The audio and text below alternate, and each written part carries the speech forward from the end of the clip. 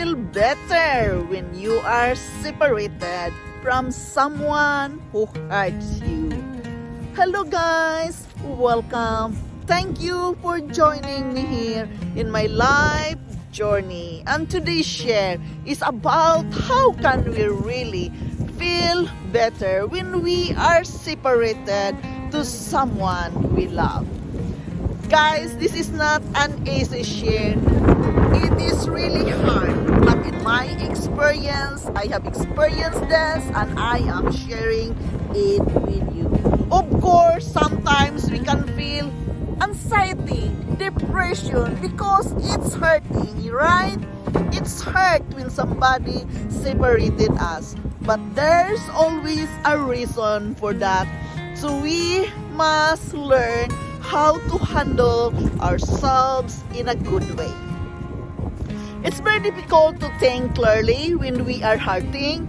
It's hard. And sometimes, we must just cry and cry and cry and finish all those tears. Then you can breathe. Really, it's hurting. Sometimes in that moment that I was hurting, then I can think of, I just want to sleep and sleep and sleep, and I don't like to wake up because I don't like to feel the pain.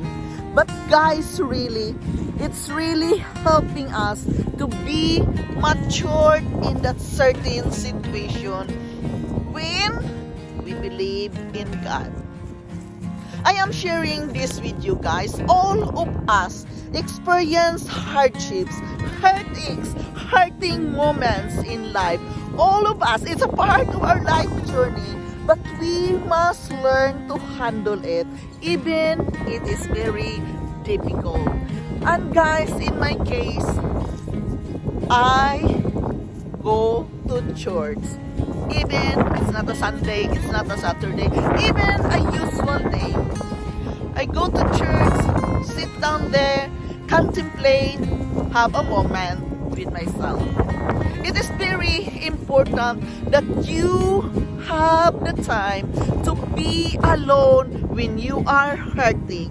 Of course, many people wants to comfort us when we are hurting, right?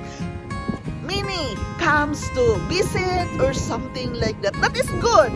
When people trying to comfort you, when people wants to visit you because they want to be there with you, together to mourn with you with that painful moments. It's good. But guys, it is also very important that we know how to set that me time, the limitation. You must say no when it feels not right to have a visitor, because you must have time with yourself when you are hurting. You must use that moment to mourn. You must use that moment to cry, because when you are finished crying, it's really feels good with yourself. Then you can breathe. Then you can think what's the next step you are going to do. Yes, on those moments, guys, I am sitting in the church. Not really praying, but just sitting there to contemplate why this is happening to me. I am a good person. I did my best. Why somebody is hurting me? Yes, it's very difficult at that certain moment, guys. But guys, use the time to feel the pain. Have that me time for yourself. Feel the pain. That will go over in a while.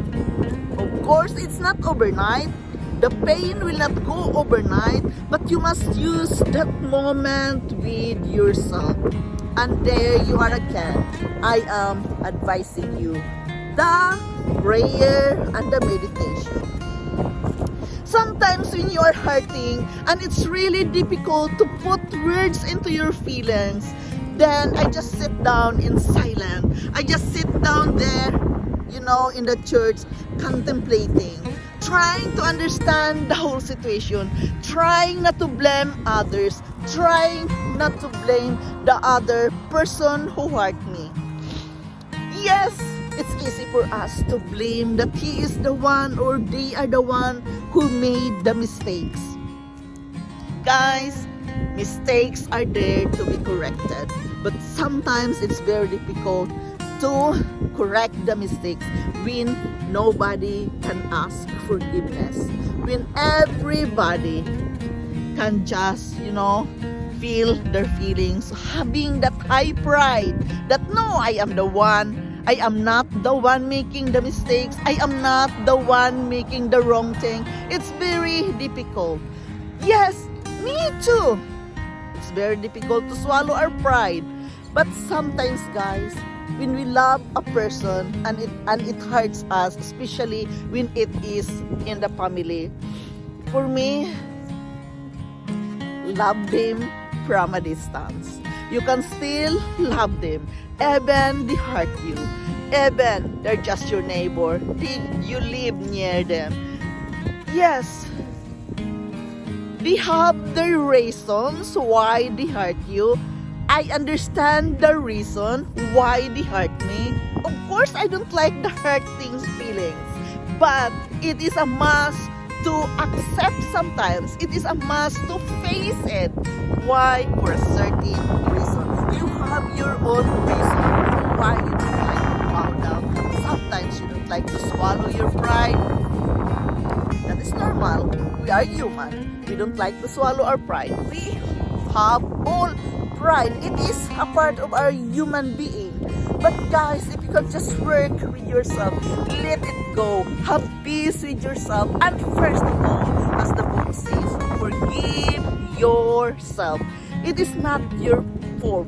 Don't blame yourself. Don't be a judgmental person. Don't judge them that they hurt you. Accept the facts. That is a part of our life journey. We all cannot please everybody, even our family, even our relatives, even your husband or your wife. Remember, we cannot please everybody.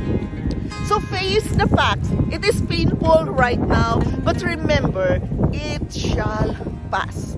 Everything shall pass. That is a part of our life journey. That the heartaches, we can experience this from one certain moments to another. We must face it. But as the book says, feel the pain and let it go.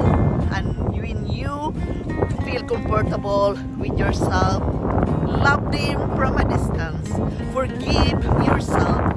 You don't need to mingle these people anymore, guys. You don't need to be there for them. No. Just have peace with yourself.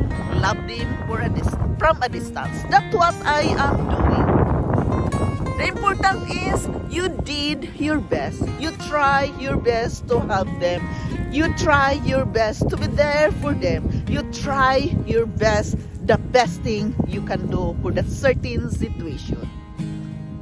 Love them for a distance. That is the best thing you can do. At the same time, work with yourself. That it is nobody's fault. Things is happening for a reason. There is a reason why it was happening. And we must try to understand that. We must try to understand the situation.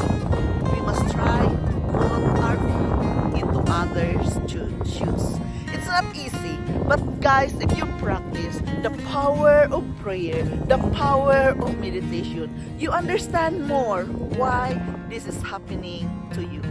Hurting moments come and goes in our life, and that we have to embrace as well. Yes, God let us experience this moment. We don't like it. We are hurting. It's frustrating, but we have to accept it. We have to live with it because there is a lesson to learn from it. And maybe that is the best thing happen in your life when you put these people who hurt you from a distance from them, and forgive yourself. It doesn't help to judge them. It doesn't help to blame yourself. Those things doesn't help anything. The best thing we can do, we must just be in silent, meditate, keep your mouth shut, and forgive yourself. Before you can forgive them, you must embrace yourself and forgive yourself first. Guys, this is just my share from my own life experiences because that's what I am doing. It is a must for me. Some people, I love them, I care for them, but I must love them from a distance. So guys, thank you so much for listening. Thank you so much for joining me here in my life journey. This is Shundel. Thank you for your forever support in my channel. Thank you so much guys. I love you all and bye-bye.